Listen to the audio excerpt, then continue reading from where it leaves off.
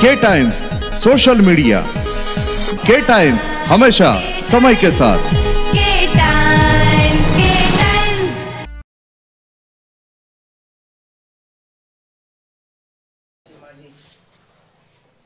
माझे सहकारी शिक्षक बंधू भगिनी आणि त्या काळचे विद्यार्थी बालमित्रांनो, आम्ही ज्या वेळेला B.Ed मध्ये प्रवेश घेतला त्यावेळेला मानसशास्त्र, आता बरेच शिक्षक आहेत आणि शिक्षकांना माहीत असेल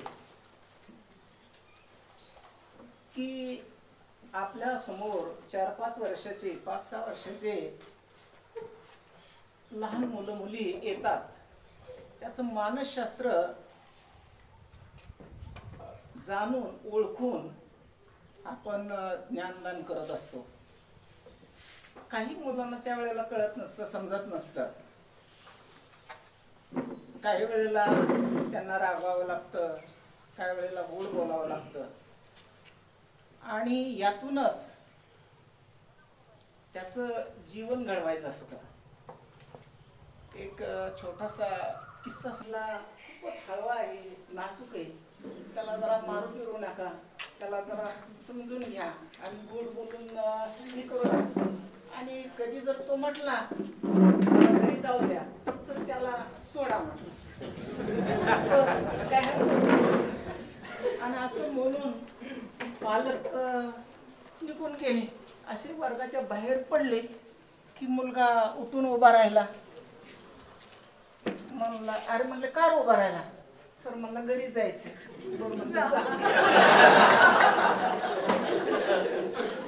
आता बाहेर मार्केट देऊळ आहे तिथपर्यंत पालक असे जातात, हा पळत मागून गेला, बाबा बाबा बाबा, अरे का आला चल बाबा, काय रे काय नाही सर म्हणले जा, आता तसं नाही बाबा चल तसं। परत आला पालक, मला खूपच हळवा आहे हो, जरा चांगलं समजून घ्या जरा।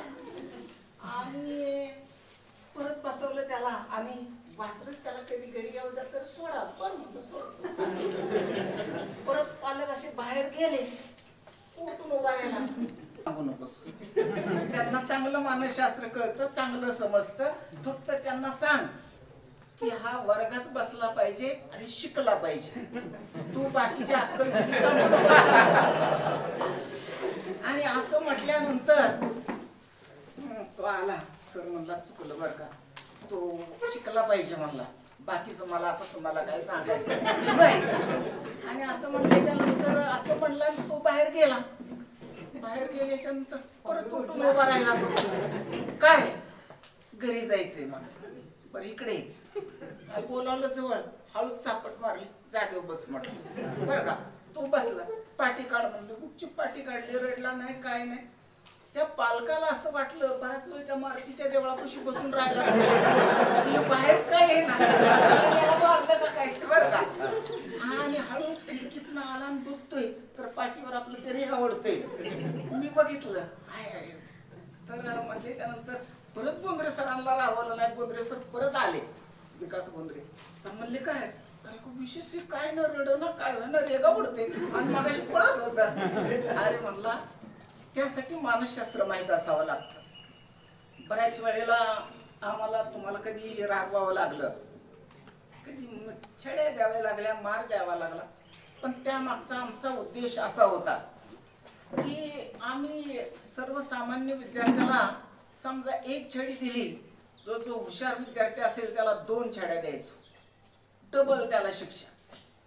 तुम्ही म्हणाल असं कसं, तर आमची एक कल्पना होती की हे सामान्य विद्यार्थी सामान्य आहेत, परंतु हे जे हुशार विद्यार्थी आहेत हे कुठंतरी लिडरशिप करणार आहेत, कुठंतरी एखाद्या कंपनीमध्ये मॅनेजर असतील किंवा काय असतील, त्यांच्या हाताखाली बरेच हे असतील आणि त्यांना जर ही शिस्त कळली नाही, समजली नाही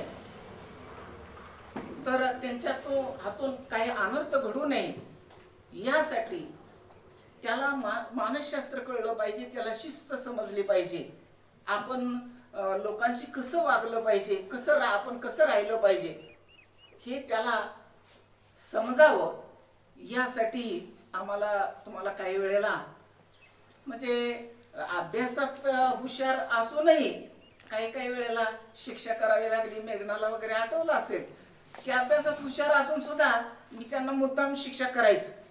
कारण काय, हुरळून जाऊ नये किंवा अहंकार त्यांच्या मनामध्ये निर्माण होऊ नये, अहंभाव निर्माण होऊ नये की आपण सामान्यच आहे, आपणही कुठंतरी चुकतो, हे त्यांना वाटावं. यासाठी काही वेळेला ह्या हुशारांना सुद्धा शिक्षा केली जायची. खरं म्हणजे आज तुम्हा सर्वांना पाहून तुमची सर्वांची ओळख, मी बरेच चेहरे कोणाला ओळखलंच नाही. अगदी ठराविक 5-10 जणांना ओळखलं, बाकी कुणाला ओळखू शकलो नाही मी. पण तुम्ही चांगल्या सुस्थितीत आहात, तुम्ही आहात त्या जागेवर चांगले शटल आहात, हे ऐकून अतिशय समाधान वाटलं. तुमचं असंच आयुष्य सुखात, समाधानात आणि चांगल्या परिस्थितीमध्ये जाओ अशी ईश्वरचरणी आज मी प्रतिज्ञा करतो किंवा विनंती करतो परमेश्वराला. आणि मी माझे 2 शब्द थांबवतो. जय हिंद, जय महाराष्ट्र. वर्षांनी तुम्हाला पाहिल्यानंतर पुष्कळ चेहरे मला अनोळखी वाटले, कारण तुमच्यामध्ये खूप बदल झालेला आहे. तुम्ही हा कार्यक्रम आयोजित केला, शाळेची आठवण ठेवली, त्याबद्दल तुम्हाला प्रथमतः धन्यवाद देतो. मी सुद्धा तुमच्याप्रमाणेच या शाळेचा माजी विद्यार्थी आणि याचा मला खूप अभिमान वाटतो. तुमच्यापैकी काही जण आस्तिक असतील किंवा नास्तिक असतील. देव कुणी पाहिलाय का?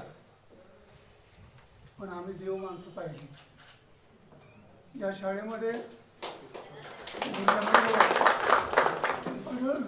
आढळ विश्वास आम्ही ठेवला आणि म्हणून आमची प्रगती झाली. या कोपऱ्यामध्ये 12 टंचाळे हे पर्यवेक्षक म्हणून आमच्याकडे होते. ते त्या ठिकाणी उभे असल्यानंतर त्यांच्याकडे बघायची सुद्धा मला धाडस होत नव्हतं. इतका दरदरा आणि भीती त्यांची वाटत होती. त्या काळी अवी काळे हे शाळा प्रमुख होते. मला अजूनही आठवतं,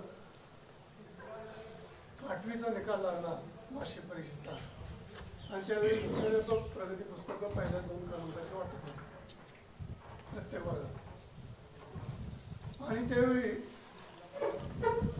माझा 8वी ब मध्ये प्रथम क्रमांक आलेला होता आणि त्यांनी प्रगती पुस्तक उघडून पाहिलं आणि मला मराठीत खूप कमी म्हणजे 40च्या आसपास मार्क होते.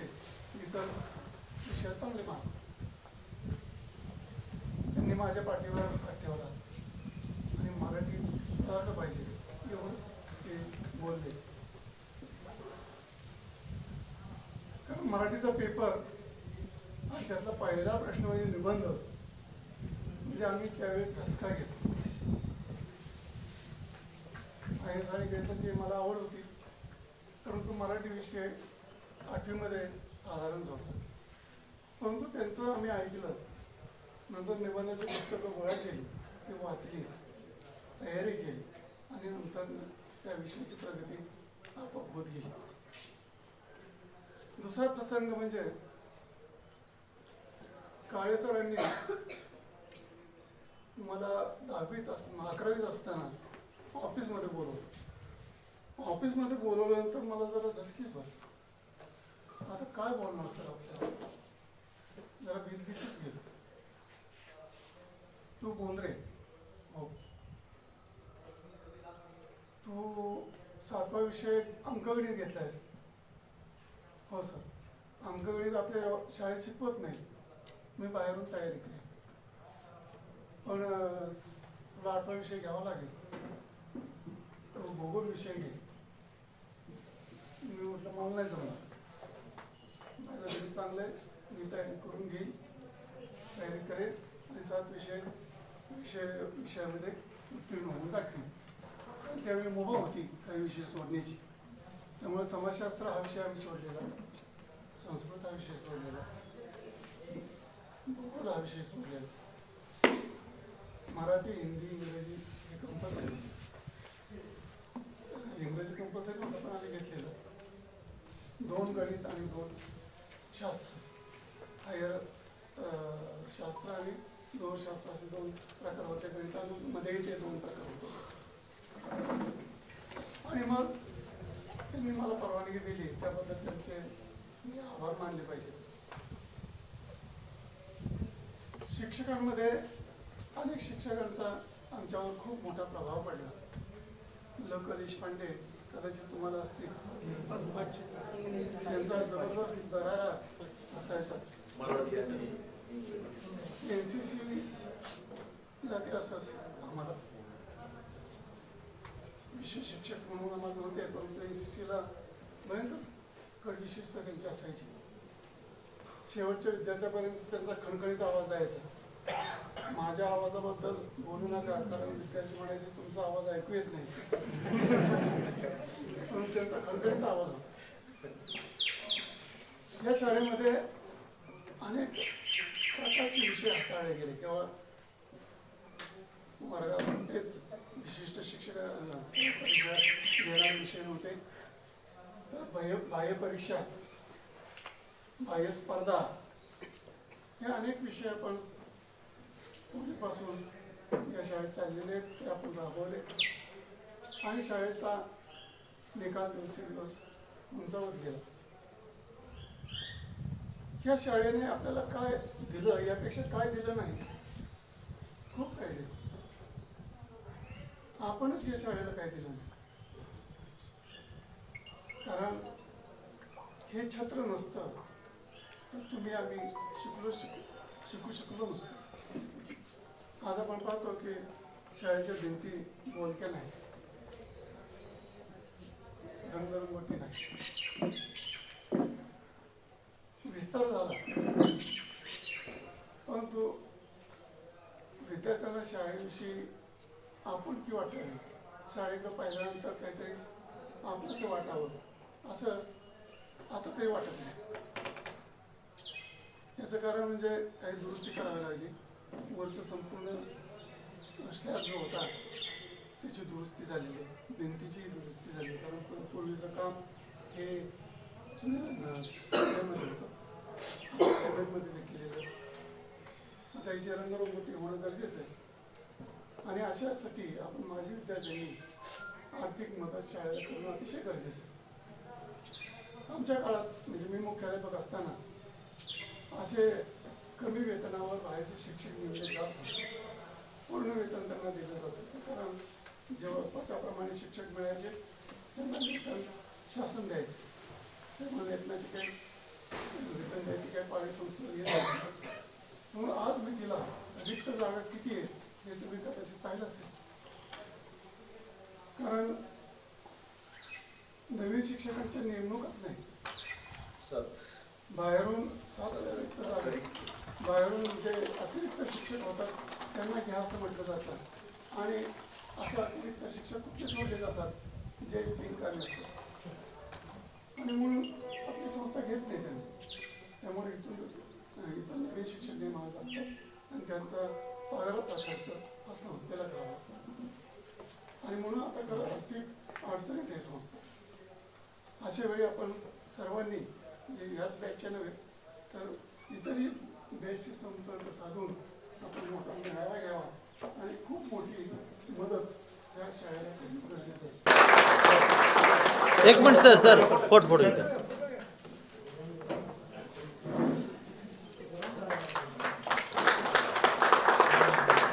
तुम्ही त्या पदावर जाऊन पोहोचलेला आपल्या कामामध्ये यशस्वी होतात. तुम्हा सर्वांना या निमित्तानं शुभाशीर्वाद देतो आणि माझे 2 शब्द संपवतो.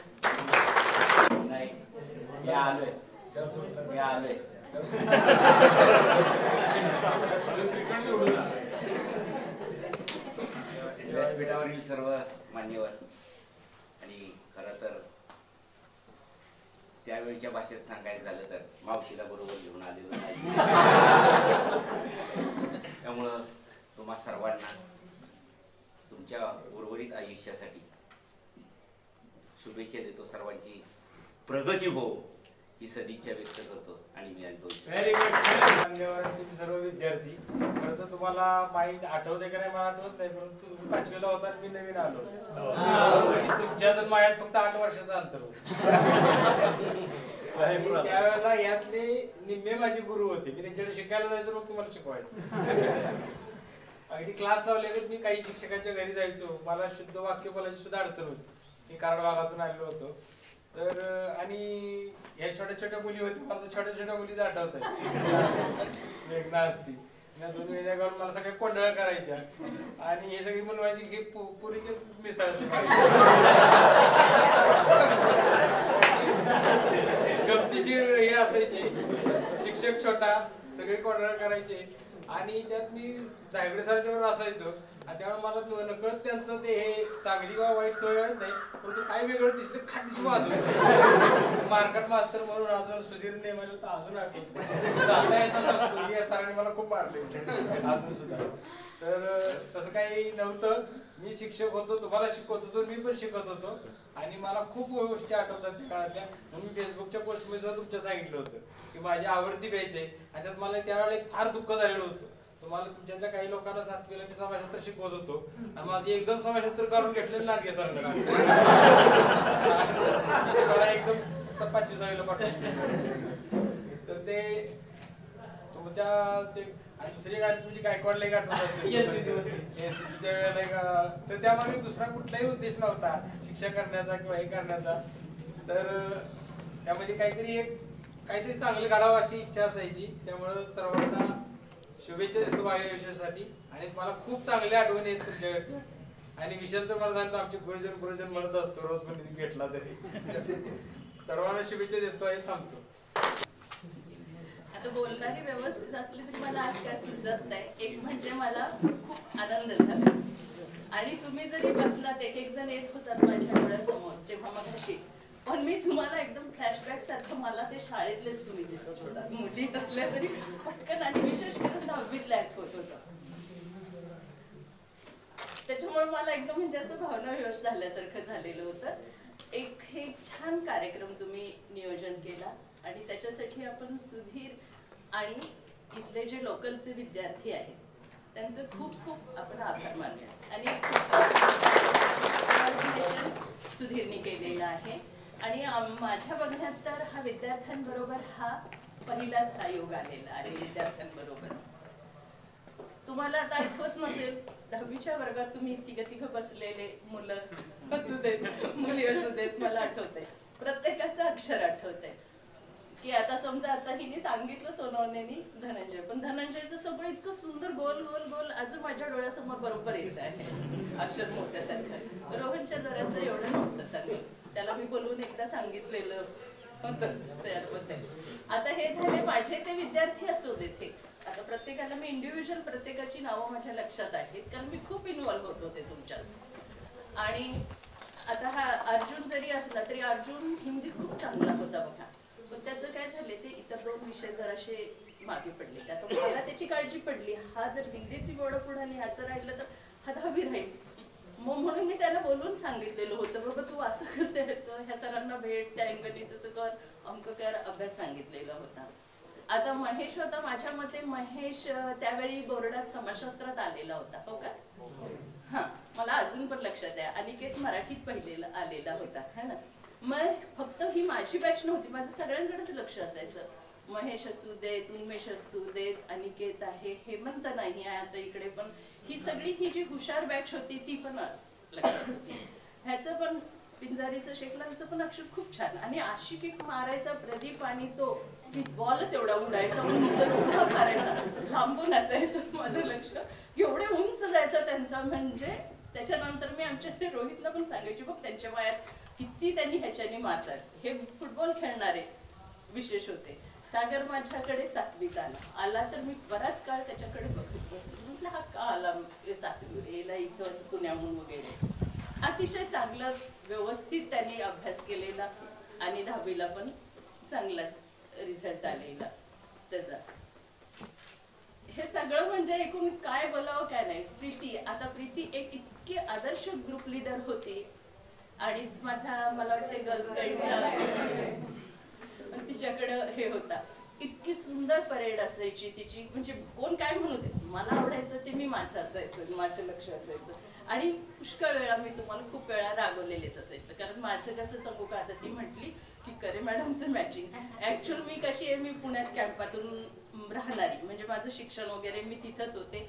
लग्न झालं मी साखरवाडीत आले, जरासा स्मार्ट पण, आणि वडील माझे आर्मी ऑफिसर होते, त्याच्यामुळं ते असायचं थोडंसं कडक जरा वातावरण. आणि तुमच्याबद्दल मला भयंकर प्रेम, मुलं असू देत मुली असू देत, प्रत्येकाकडे माझं व्यवस्थित लक्ष असायचं. मी म्हणते ना, अजून पण मला ते असायचं. नंतर मला वाटतं मी तुमची बॅच झाल्यानंतर माझ्या लक्षात आलं, मी बोंद्रे सरांना सांगितलं, सर मुलांना फुल पॅन्ट करा, त्यांना जरासं हे होतंय. हो ना सर?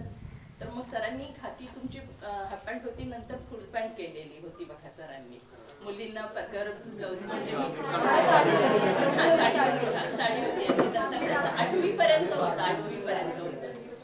आणि मग बोंद्रे सरांनी पण ते मान्य केलेलं होतं. म्हणजे आता तो विशाल पण माझ्याकडे हिंदीला होता.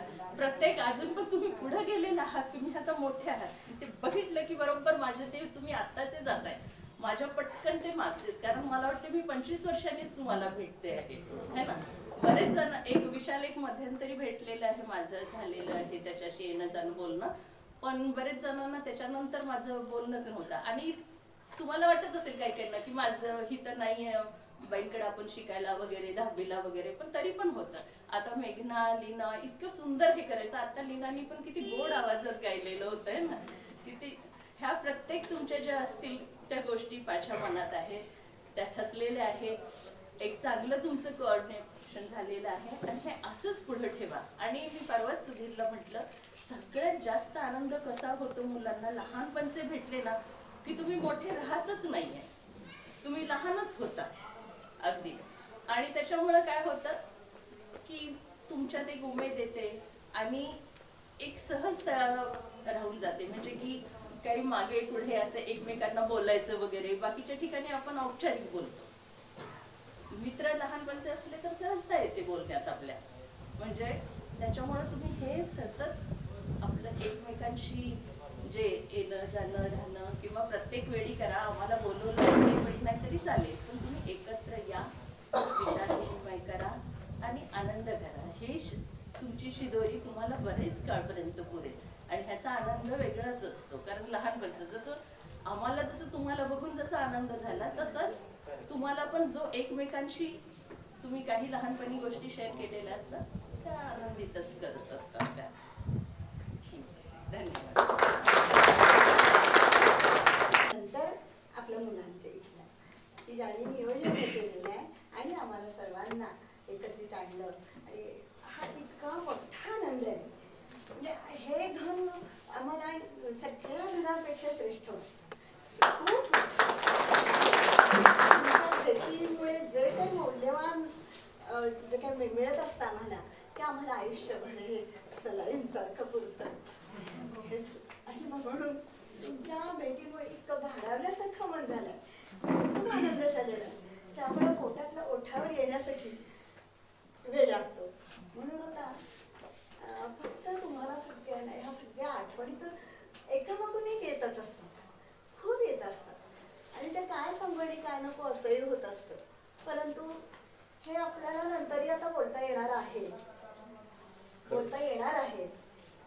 त्याची सोय आपल्याला करून दिलेली आहे का तंत्रज्ञानाने. त्यामुळे त्याचा उपयोग करून मी आता तुमच्याशी संवाद साधण्याचा प्रयत्न करणार आहे. आज फक्त तुमच्या भेटीचा आनंद व्यक्त करून तुम्हा सर्वांना खूप खूप शुभेच्छा.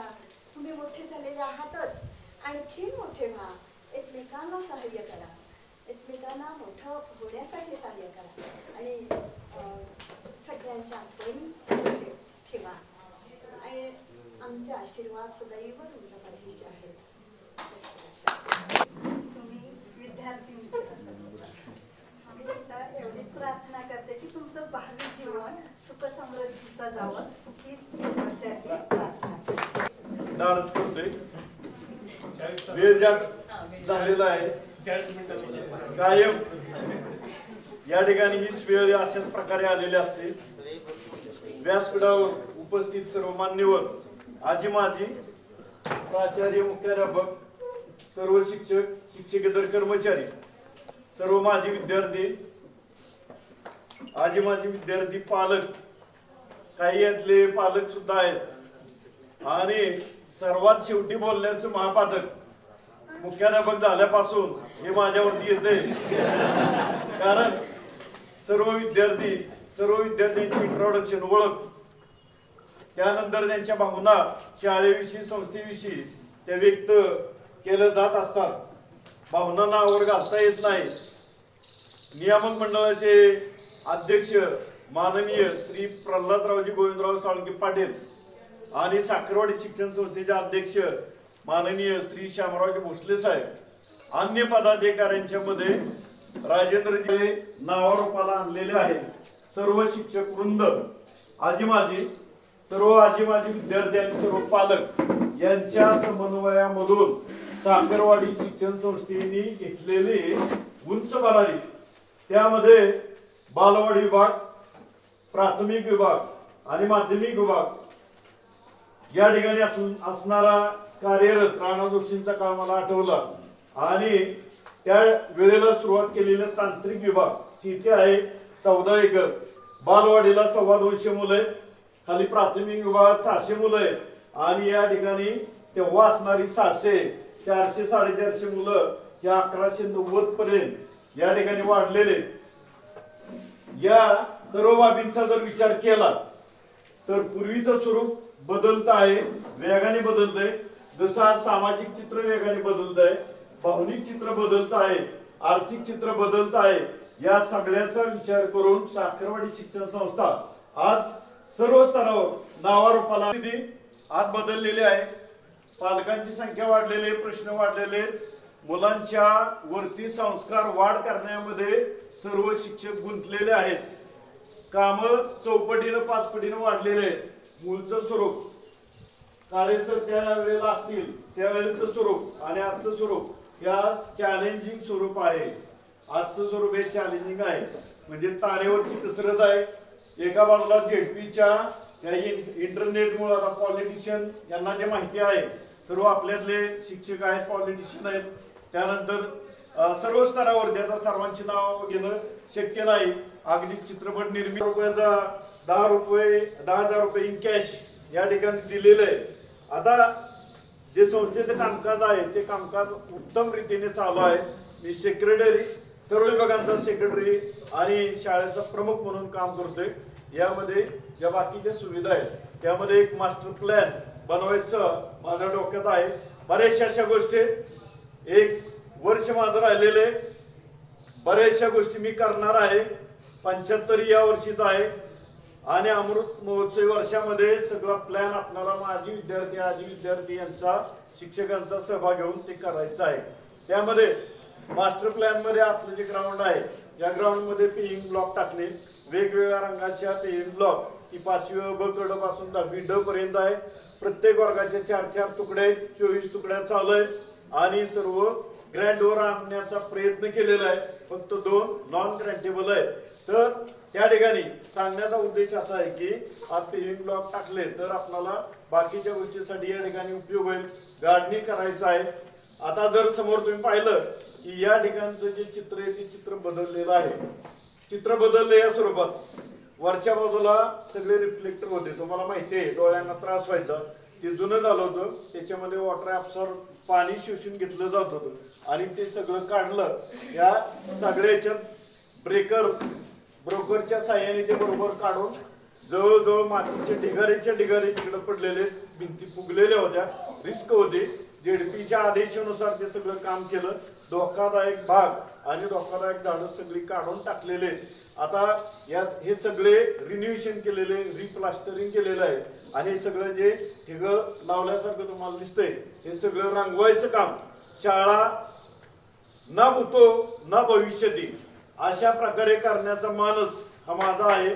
आणि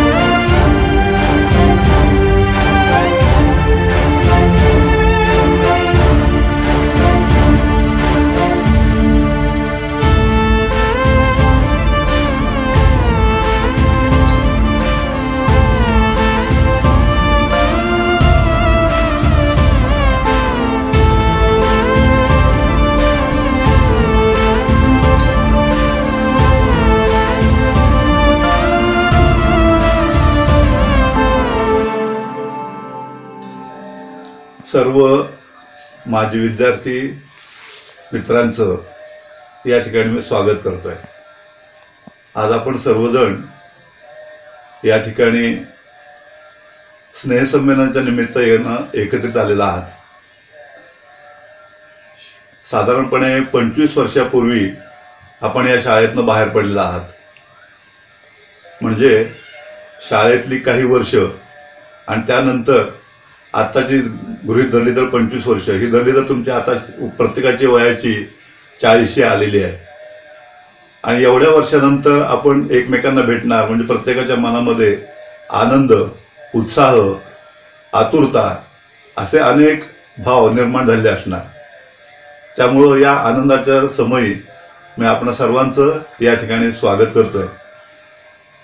आज सर्वजण तुम्ही एकत्रित आला आहात त्यावेळेस साहजिकपणे प्रत्येकाला ओढ असते की आपण काय करतोय, आपला मित्र काय करतोय, आपल्या बॅचच्या काही विद्यार्थी मैत्रिणी असतील त्या काय करतात, किंवा त्यांच्या घरामधले त्यांची मुलं यांची प्रगती काय काय झाली आहे ह्याचे आपुलकीनं चौकशी करणं हाही त्याच्या मागचा हेतू असतो.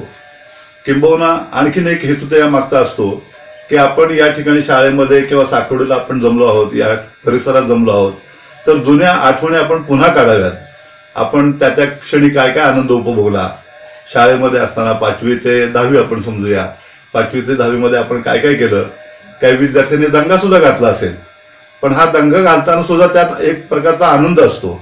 तो आनंद आपण कसा उपभोगला. कधी कधी काही काही शिक्षकांची टिंगल आपल्याला करावी लागते. आपण त्या वयामध्ये असतो म्हणून आपण ते करतो, पण त्यावेळेस तो आपण आनंद लुटतो. तो आनंद लुटताना आपल्याला आपल्या समोरच्या शिक्षकांनी काय वागणूक दिली, आपण शिक्षकांशी कसं वागलो, ह्या सगळ्या पद्धतीचे विचार हे तुमच्या मनामध्ये निश्चित कुठेतरी येणार. आणि त्यावेळेसच तुम्हाला असं वाटतं की आपण शाळेमध्ये शिकत असताना अमुक अमुक एका शिक्षकांना आपल्याला कसं सहकार्य दिलेलं आहे, कसे आपल्या अंगातले गुण त्यांनी पारख केले आणि आपल्यातली प्रगती, चांगले गुण शोधून आपल्याला नकळत पुढे जाण्यास चालना दिलेली आहे. हे जे शिक्षकांनी आपल्यातली गुणग्राहकता ओळखली ही शाळेच्या वयामध्येच ओळखलेली असते, परंतु आपल्याला त्या क्षणी जाणीव नसते की आपण काय करतो, किंवा आपल्यातलं शिक्षक जे आहे ते आपले गुण हेरतात हे आपल्याला समजत नसतं. परंतु त्या शिक्षकांनी आपली भूमिका अगदी उत्कृष्ट बजावलेली असते. आणि काही दिवसानंतर आपल्याला कळतं की ज्यावेळेस आपण जगामध्ये सगळीकडे उघड्या डोळ्यांनी पाहतो की अमुक एक शाळेमध्ये काय चालतं, अमुक एका गावामध्ये काय चालतं, अमुक एका कॉलेजमध्ये काय चालतं, त्यावेळेस आपल्याला सगळं कळतं की अरे आपल्याला हे सगळं माहिती होतं. आपल्या शाळेतल्या शिक्षकांनी आपल्याला सगळं शिकवलंय. आणि तो जो पाया आहे की ज्याला शुद्ध मराठीमध्ये पाथेय असं म्हणतात, ते पाथेय आपल्याला म्हणजे शिदोरी हे आपल्या शाळेतल्या शिक्षकांनी, जसे आपण परगावी जाताना आपले आई वडील आपल्याला गावात जाताना पूर्वी शिदोरी द्यायचे की रेल्वेतनं चाललायस, प्रवासाला चाललायस, ही शिदोरी घेऊन जा, खायला उपयोगात पडेल. तसं ही एक प्रकारची शिदोरी म्हणजे पाथेय हे आपल्याला शाळेतल्या शिक्षकांनी दिलेलं आहे की जे आपल्याला आयुष्यभर पुरणार आहे. ते पाथेय किंवा ती शिदोरी कधीही संपणार नाही. द्रौपदीच्या थाळीसारखी ही पाथेय शिदोरी आपल्याबरोबर कायम राहणार आहे.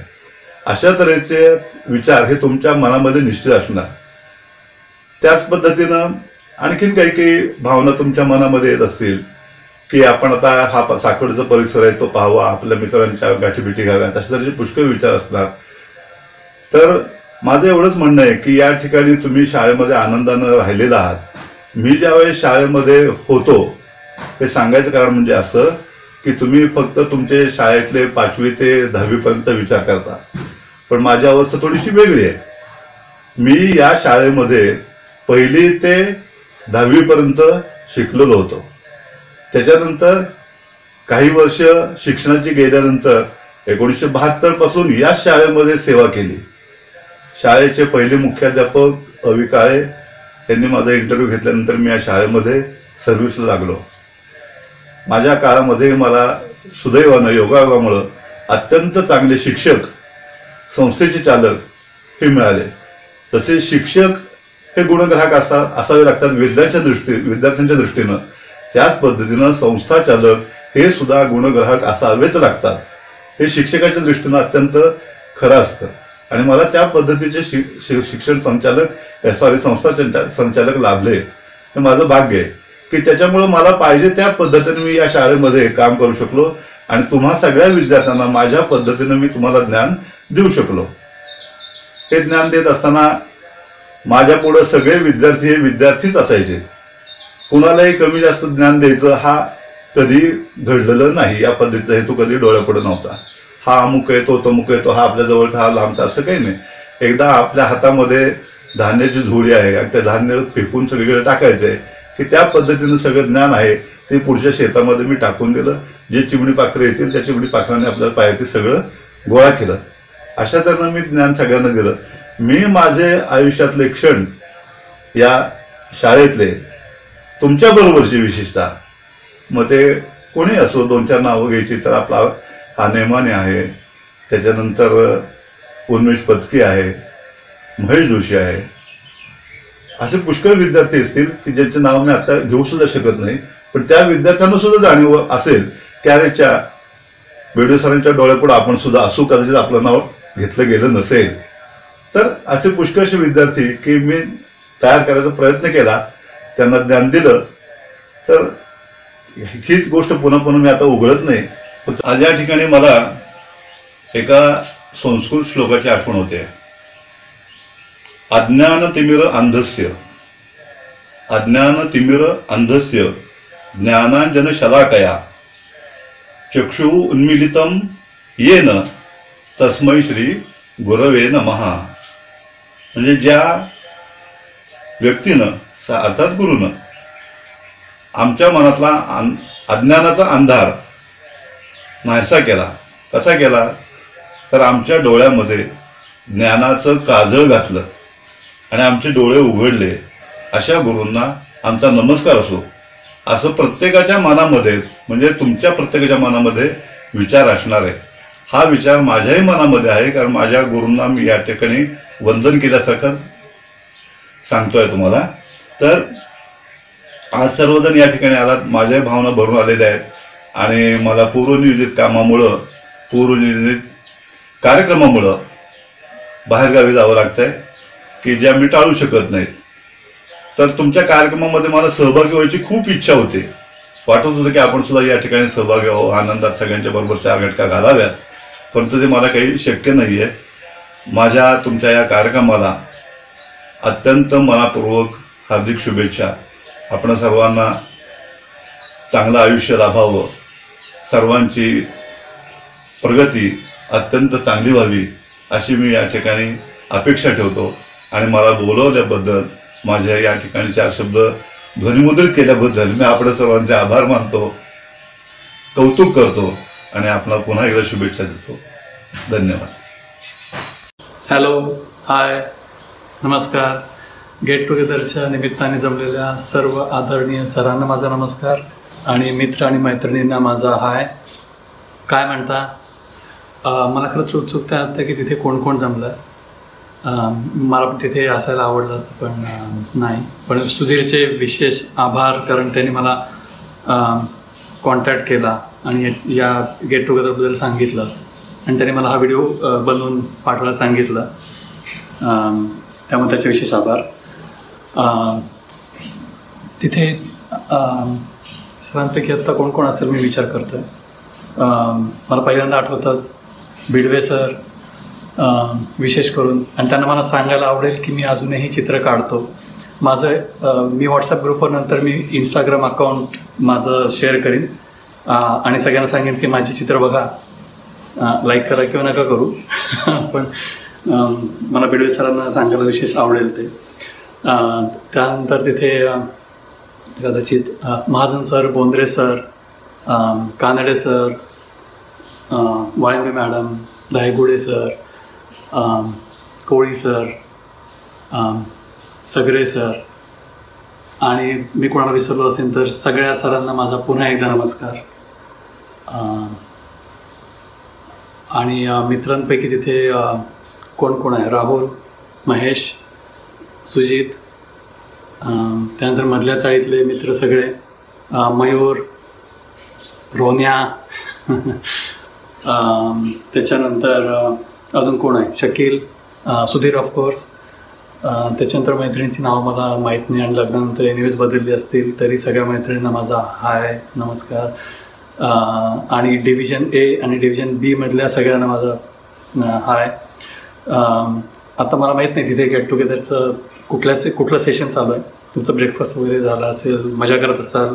मला साखरवाडी व्हिजिट करून माहीत नाही किती वर्ष झाली. मी माझ्या बायकोला पुन्हा एकदा मी जेव्हा आता इंडियामध्ये असेन माहीत नाही पुढच्या वर्षी किंवा त्याच्या पुढच्या वर्षी, मी काही इथं कायमचं सेटल नाही झालेलो. प्रोजेक्ट संपलं की मी लगेचच येईन. मी पुण्यामध्ये असतो इन्फोसिसला. तिथे आलं की तिथून साखरवाडीला मला नक्की यायचं आहे आणि माझ्या बायकोला दाखवायचं आहे की साखरवाडी ही आमची शाळा, ही बाजारपेठ, ही कॉलनी, आम्ही इथं राहायचो. तर हे सगळं मला दाखवायचं आहे. आणि तिथे आल्यावर परत एकदा मित्रांची भेट नक्की होईल. तेव्हा बघू. पण मजा करा. आणि सुधीर मला नक्कीच तिकडचे फोटो आणि व्हिडिओज काय काय तुम्ही मजा करताय ते सगळं पाठवाल. नक्की पाठवा. ठीक आहे मग चला एन्जॉय करा. हॅव फन आणि भेटूच. व्हॉट्सॲपवर किंवा कधीही कॉन्टॅक्ट करा, मला आवडेल. धन्यवाद. नमस्कार मित्रांनो, सर्वांना स्नेहसंमेलनाच्या शुभेच्छा. स्नेहसंमेलनाला मी उपस्थित राहू शकत नाही त्याबद्दल निश्चितच खेद वाटतो. साखरवाडी शहरातील सर्व सोयी सुविधा आणि खेड्यातील वातावरण यांचा संगम म्हणजे साखरवाडी. साखरवाडीची शाळा हा कौतुकाचा व अभिमानाचा विषय. लहानपणापासूनच म्हणजे प्राथमिक शाळेत असल्यापासूनच चांगल्या शिक्षकांचे मार्गदर्शन लाभले. श्रीमती शरयू प्रभाकर जोशी, जोशीबाईंचं मार्गदर्शन लाभलंय. जोशीबाईंनी शिकवलेली भगवद्गीता आता पूर्णपणे आठवत नाही, पण त्यांनी शिस्त अंगी बाणवली व त्यांचे संस्कार अजूनही अंगात बांधलेले आहे. पाचवीत गेल्यावरती बर्वे सरांचे मार्गदर्शन लाभले. बर्वे सरांचे संस्कृत व इंग्लिशवरील प्रभुत्व वादातीत होते. काव्यशास्त्र विनोदेन कालो गच्छती धीमता. बुद्धिमान लोकांचा वेळ काव्यशास्त्र आणि विनोदामध्ये जातो. हे त्यांनी शिकवलेले सुभाषित अजूनही मनामध्ये कोरलेले आहे. Bondre sir, Changan sir, Bidwe sir, Walimbe madam, Sagare sir, Deshpande madam, हटके असणाऱ्या ऐनापुरे सर व ऐनापुरे मॅडम, सर्व एकापेक्षा एक वैशिष्ट्यपूर्ण शिक्षक. त्याचबरोबर वर्गमित्र सुद्धा वैशिष्ट्यपूर्ण. हाकेच्या अंतरावर राहणारा स्वानंद गोसावी उर्फ भैया, लहानपणापासूनचा सवंगडी. भैयाच्या घरासमोरच बालक मंदिर होते व तिथे मैदान होते. मैदानामध्ये शाखा भरायची, त्यामध्ये खेळलेले भरपूर खेळ आठवतात. महेश जोशी, राहुल महाजन, उन्मेष पत्की, सचिन सगरे, सचिन मांडके यांच्याबरोबर खेळलेलो क्रिकेट, फुटबॉल, टेबल टेनिस, अजूनही सर्व आठवणी अजूनही ताज्या आहेत. सचिन मांडकेचं अचानक जाणं काळजाला चटका लावणारं. असो, उन्मेष पत्कीची चित्रकारी अद्वितीय. महेश आणि राहुलचं नाटकातील काम सुद्धा एकदम बहारदार. अनिकेत बोंद्रे सध्या चित्रपट सृष्टीमध्ये काम करतो आहे. खरोखरच कौतुकास्पद आहे. सुधीर नेमाने शाळेत असल्यापासून तो नकला करायचा आणि त्याचाच त्यांनी आता प्रोफेशन म्हणून प्रोफेशनली तो काम करतो आहे. ऐकून सर्व समाधान वाटतं. सोशली ऍक्टिव्ह राहणारी मेघना कुलकर्णी खरोखरच कौतुकास्पद आहे. विशाल दोशी, केशव संगपाळ, सर्व कुशल आहात ना? लवकरच भेटीचा योग येईल अशी आशा करतो. आता माझ्याबद्दल थोडेसे. मी एमबीबीएस असून स्त्रीरोगशास्त्र या विषयामध्ये माझे स्पेशलायझेशन आहे. मी प्रेग्नन्सी सोनोग्राफीमध्ये विशेष प्रशिक्षण घेतलेलं आहे आणि मी पुण्यामध्ये प्रेग्नन्सी सोनोग्राफी करतो. असो, पुन्हा एकदा सर्वांना स्नेहसंमेलनाच्या शुभेच्छा. धन्यवाद. नमस्कार मित्रांनो, आपल्या 1994च्या बॅचच्या वर्धापनानिमित्त सर्वांना खूप खूप शुभेच्छा. काही कामांमुळे मी येऊ शकलो नाही याची खूप खूप दिलगिरी आणि खंत. साखरवाडीला येऊन तसं तर खूप वर्ष झाली, कदाचित 12-13 वर्ष झाली असतील, पण असा एक पण दिवस गेला नाही ज्याच्यामध्ये साखरवाडीचा उल्लेख किंवा आठवण झाली नाही. आपल्या सर्वांची पण तीच असणार आहे मला माहिती आहे. साखरवाडी ही आठवणींची अशी एक कुपीच आहे आणि हमेशा फ्रेश, सुखद आणि आनंददायी. साखरवाडी म्हटलं की शाळा, colony, ground, recreation club, Pimpalwadi, 5 circle, canal, 7 circle, Sakharadewadi अशी सगळ्यांची आठवण होते एकाच वेळेस. खूप फ्रेश वाटतं, खूप बरं वाटतं. आणि या सगळ्यांच्या मध्ये आठवतात मित्र, मैत्रिणी, शेजार, अख्खं गाव. माझ्या मते आपण सगळेजण खूपच भाग्यवान आहोत की आपल्याला हा अनुभव मिळाला. मी एकटा असल्यामुळं कदाचित जास्त भावूक होतो आहे. म्हणजे फॅमिली वगैरे सगळं आहे, पण मी इथे एकटा आहे म्हणून, म्हणजे बँगलोरमध्ये एकटा येऊ शकत नाही म्हणून जरा जास्त भाविक झालो आहे माझ्या मते. पण तुम्ही सगळेजण मजा करा. आज करा, उद्या करा आणि नेहमीच करा. हसत राहा, आनंदी राहा. पुढच्या वाटचालीसाठी सगळ्यांना खूप खूप शुभेच्छा. Take care. Bye bye.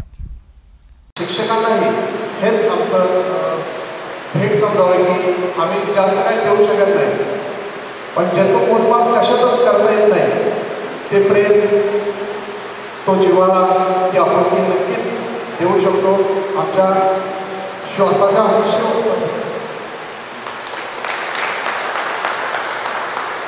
खूप खूप खूप आभारा एवढे मनपूर्वक आभार. हे सगळं करत असताना जे स्थानिक काही मुलं असतात त्यापैकी मी किती कौतुक करावं हे न सांगण्यासारखं आहे. कारण सुधीरचा आणि माझा गेल्या वर्षीच्या गॅदरिंगच्या प्रसंगानं एक क्लिक करायची होती. त्या क्लिकच्या अनुषंगाने संबंध आलेला होता. एक कार्यक्रम करायचं म्हटलं, गेल्या वर्षी 1 मिनिटाची गॅदरिंगची क्लिक करायची होती, तर सुधीर सातत्यानं 9 दिवस धडपडत होता त्यासाठी. म्हणजे माझ्या लक्षात असं आलं की कार्यक्रमाचं गेट टुगेदर करणं हे फार सोपं असतं, पण त्याच्यामागचे काही एफर्ट्स असतात, त्याच्यामागच्या काही हिडॅक्स असतात. ते सगळे हिडॅक्स सगळं डोक्यावर सुधीरने घेतलंय. सर्व तुमच्या वतीनं, सर्वांच्या वतीनं सुधीरचं मनपूर्वक सिरियल सिनेमे आपण खूप पाहिले. या सिनेमांसोबत आपले बालपण सण. जत्रेत किंवा रेल्वेत नेहमी सिनेमात भाऊ हरवायचे. सिनेमा संपताना मात्र सारे एकत्र यायचे. आज ही कल्पना नकळत खरी झाली.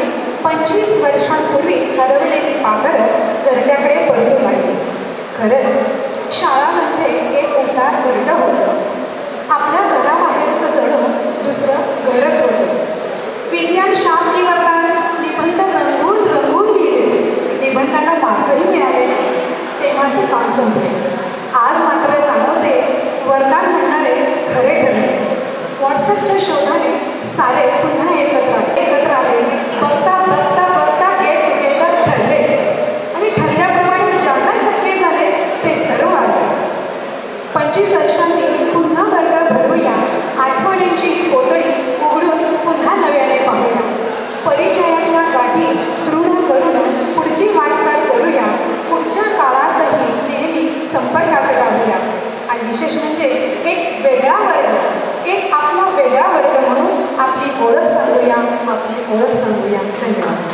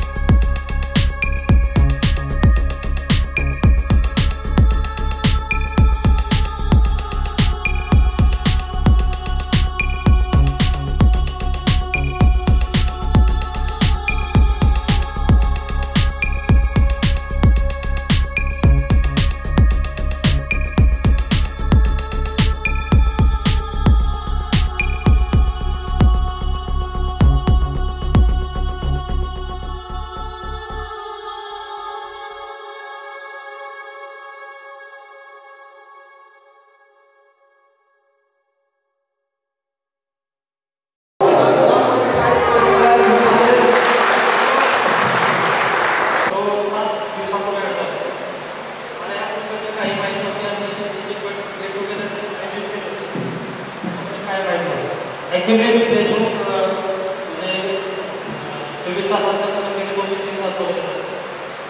थोडं काम कमी असतं, त्यामुळं कधी कधी टाइम फेसबुक टाइम अपडेट केलं असतं. तर माझी पण खूप इच्छा होती की आपल्या साखर कारखान्याचे 2-3 गेट टुगेदर मी फेसबुकवरती अपडेट बघितले होते.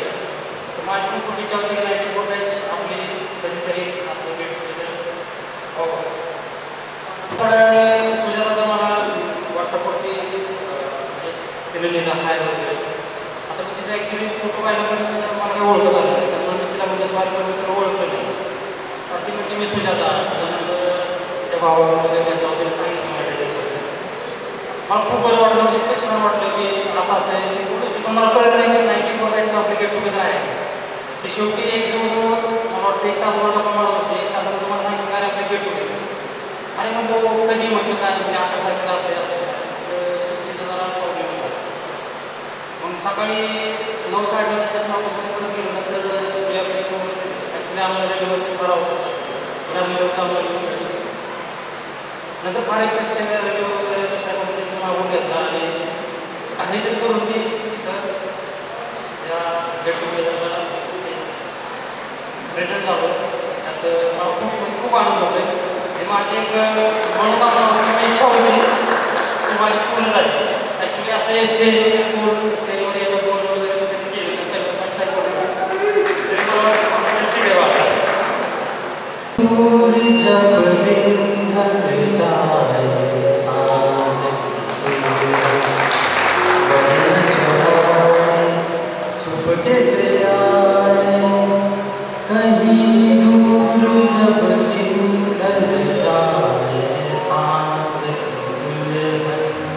भजन छुड़ाए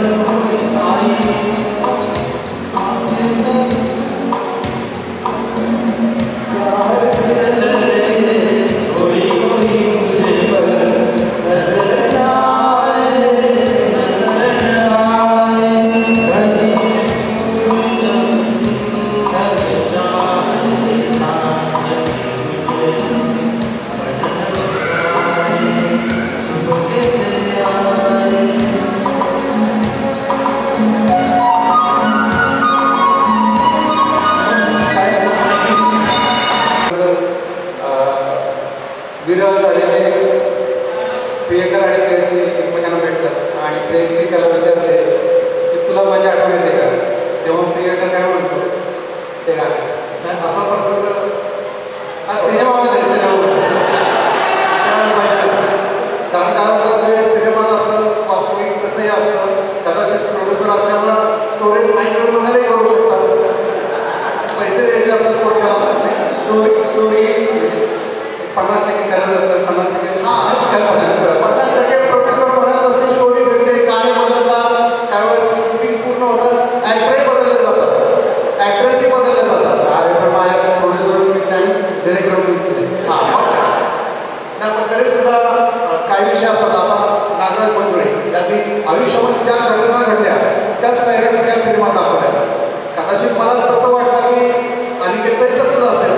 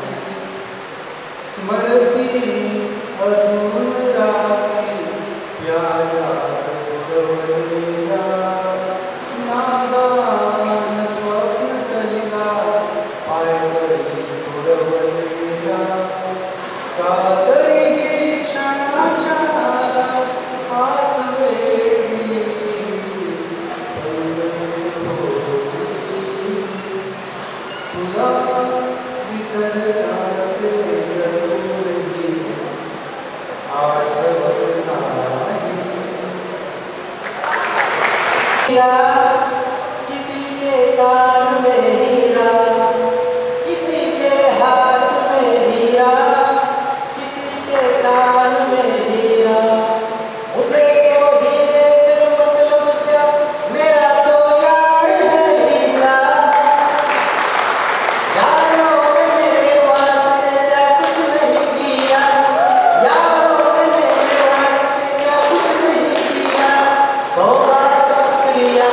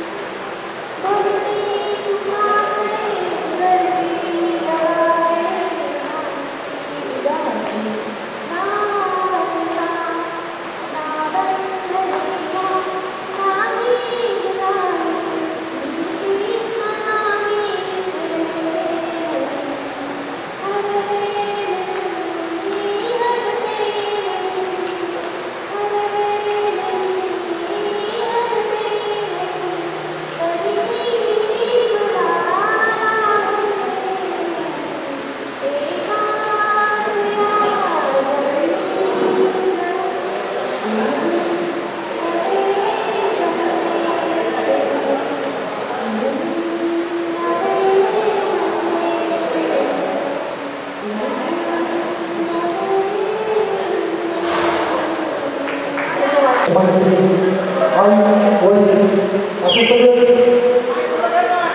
सगळेच लोक आपल्याला अतिशय आवडून तयार असतात. त्यातली काही सोडून दिली त्या जी लोक आपल्याला सोडून दिली त्याचा विषय सादर करतो.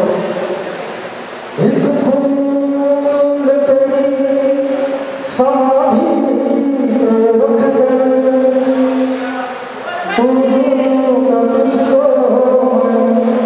जिंदगी भर मालिक तो आएंगे तुझको हमेशा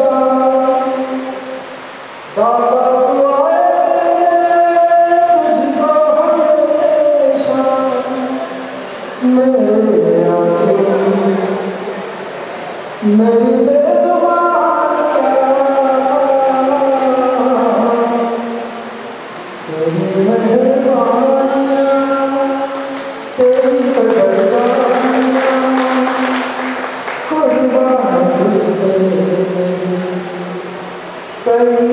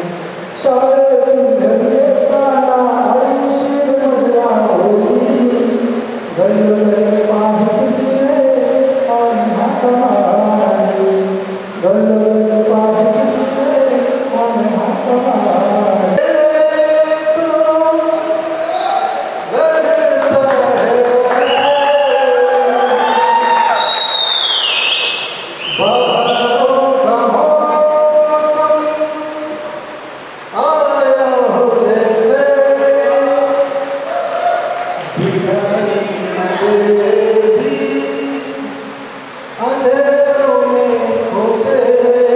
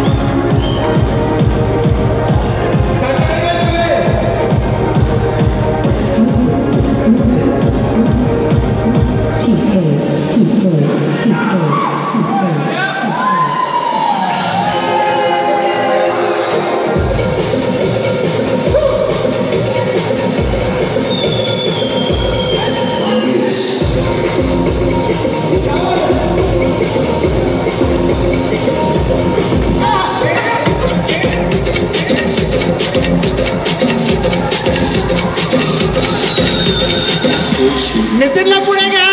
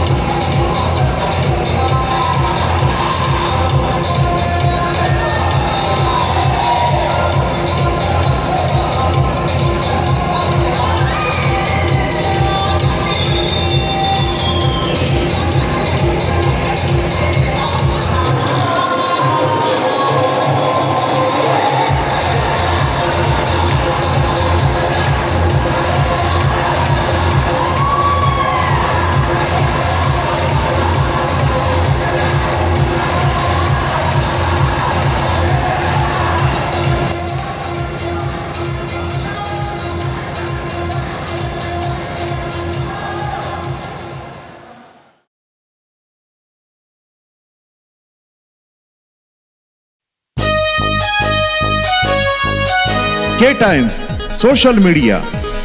के टाइम्स हमेशा समय के साथ। के